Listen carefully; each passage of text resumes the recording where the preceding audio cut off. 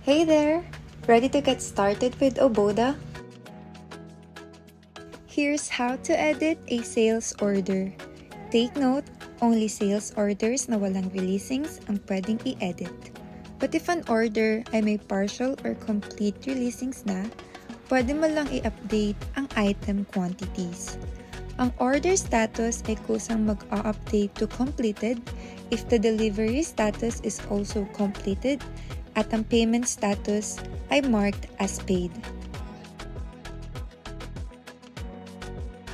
Pwede mo ring i-cancel ang order. Pero may specific conditions kung kailan lang ito allowed. First, kapag ang status ay pending o walang payment at releasings. Second, kapag delivered na ang order, pero walang collections at lahat ng releasings ay na-return.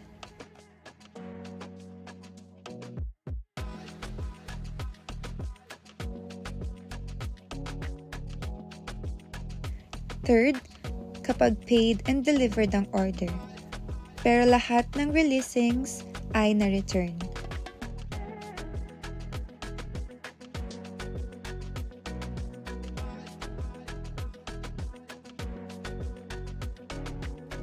You can also lock an order if you don't want to edit the order details anymore.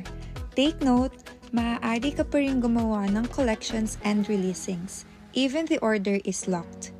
Kailangan mong i-check ang mga confirmation boxes. First, you confirm that the order is final and cannot be changed after locking.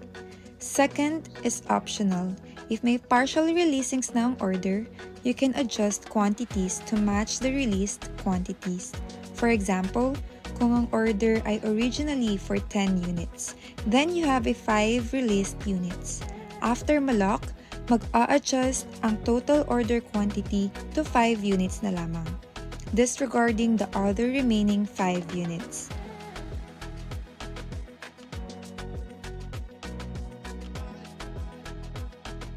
Lastly, pwede mo ring i-delete ang order, pero only if the status is pending or there's no releasings and collections. Thanks for watching! On to the next one!